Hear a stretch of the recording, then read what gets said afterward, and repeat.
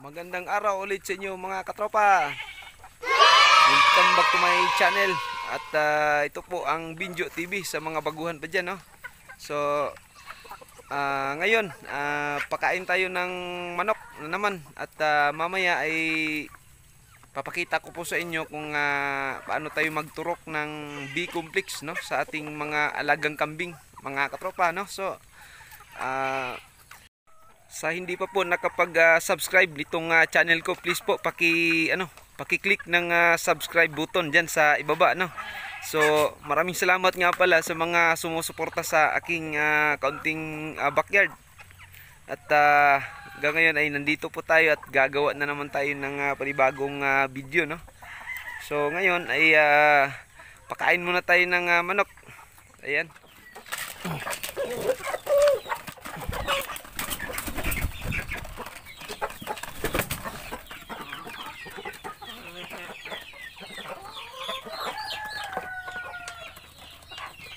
Ayan mga katropa, so papakain muna natin sila ngayon ng itong tinatawag na Integra 3000 mga katropa. Dahil medyo maulan ang araw natin ngayon at hindi tayo makapanguha ng kangkong dahil marami ang tubig. Ayan.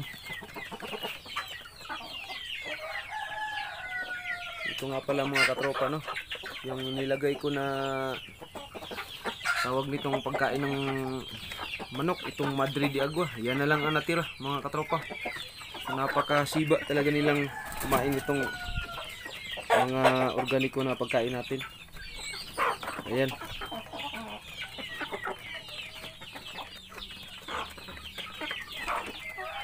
Nga pala mga katropa, sa baguhan pa dyan sa aking video, kung magtanong kayo kung anong klaseng mga manok ito, ito po ay Black Astronaut ito mga katropa. At ito po ay hindi lahi ng manok ng Pilipinas, itong bansa natin, no? So yan po ay galing sa ibang bansa na mga breed. Meron ding Hubbard at saka Rhode Island Red mga katropa. So ayan, so pinagalo-halo ko na lang sila dahil para malahian din po ang ating mga native, makapagpalahi din ang ating mga native na mga raw.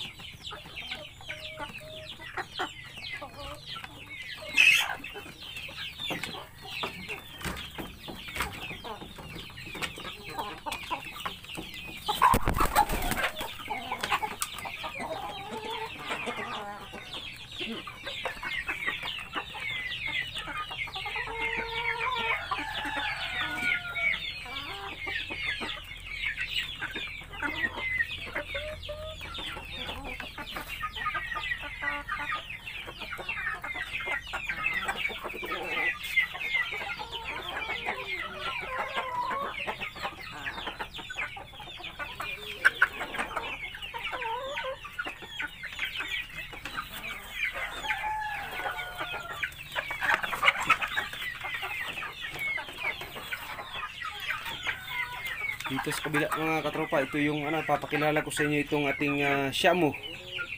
Ayan, medyo malaki na.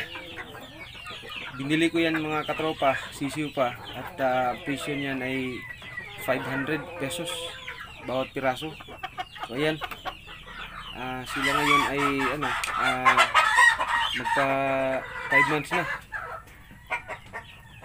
Mahal talaga ang ganitong klaseng manok mga katropa, di man ito sa ating bansa ngayon. Napakaraming nag-aalaga nito. Dahil ang maganda kasi nito mga katropa, napakabilis na nilang lumaki.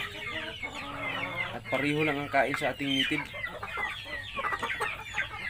Ito yung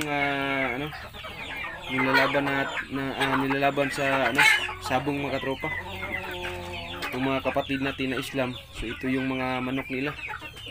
Ang tawag dyan ay pawakan. Yung maliit lang na roidahan at doon pakakawalan yung dalawang manok. Ayan, ito yun mga Shamu.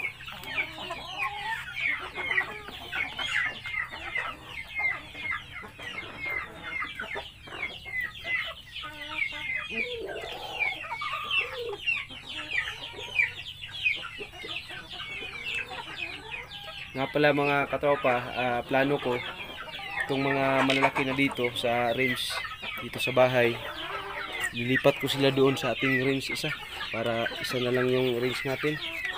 Ang plano ko mga katropa, itong bahay dito, lalagyan ko na lang ito ng mga bagong sisiyo natin mga katropa, yung bagong pisa at may edad ng isang buwan para maganda silang maganda ang kanilang tubo.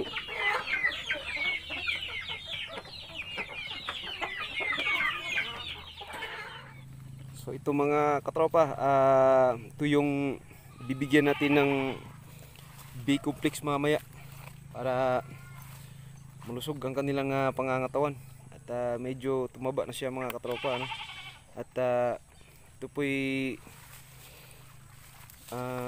anglo daw po ang tawag nito. So ewan ko lang kung anong pangalan ng mga kambing, hindi pa ako expert sa mga kambing.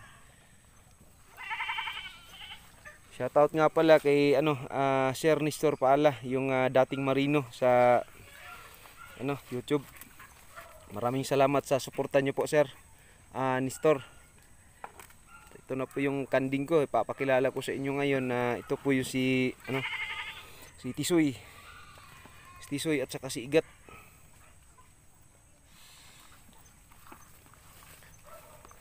Ayan. Napakalakas kumain ng rice bran.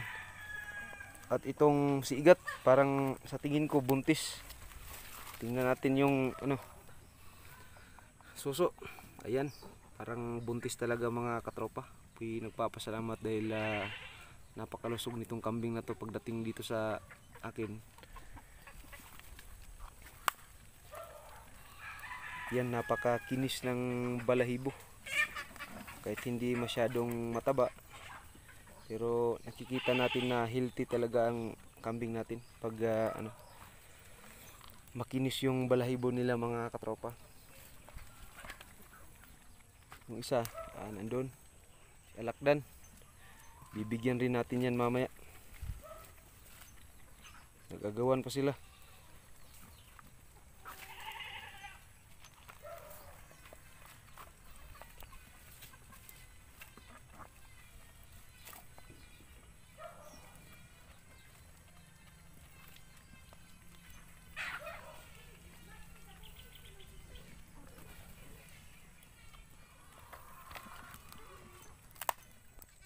Ito nga pala si alakdan mga katropa. May sungay. Napakalakas napakalakas mag-breed nito mga katropa. So nga pala, papakita ko sa inyo mamaya, may tayo.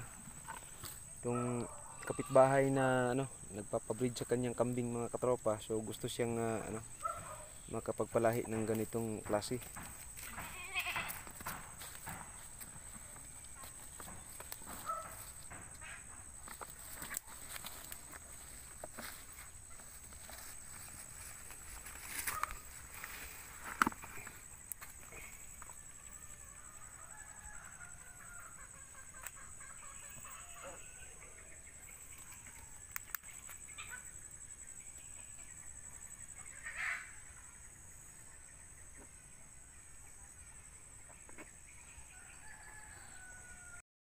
Ito nga pala mga katropa, so ito yung sinabi ko sa inyo kanina na kambing ng kapitbahay natin dito sa bukid.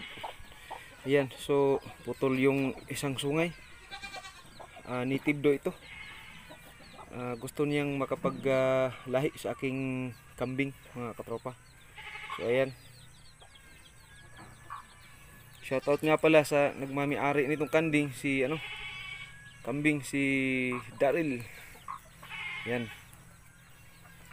Ito yung nag-breed. Maitim. Tisoy. Si Tisoy. Ayan mga katropa. So ipapakita ko muna sa inyo kung anong ituturok natin na vitamina sa kanila katropa. Ito yung B-complex. Ayan. So bibigyan natin ng kambing natin ng 1 ml. Busin muna natin to. Kunti na lang. Busin na lang natin. May bago naman tayo ito. Bagong bilihan mga katropa. Sumura lang ito.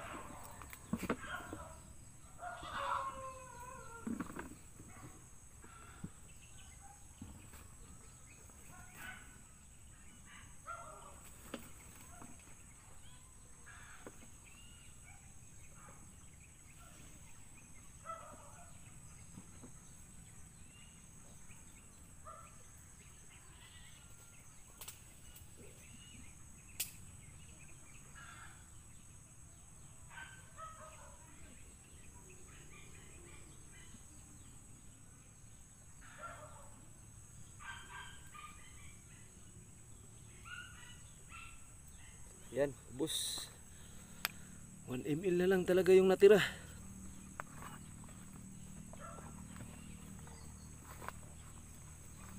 Ganito lang mga katropa. Huwakan nyo lang yung ano, hita. Ituturok nyo dyan. Ayan. Huwag malikot.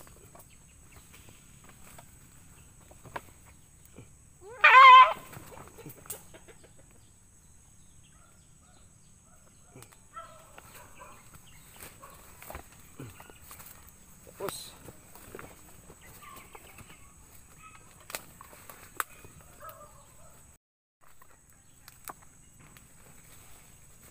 ito yung pangalawa mga katropa.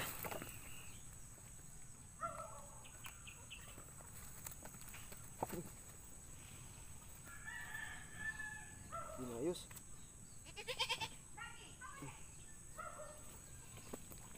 Ayos na yun.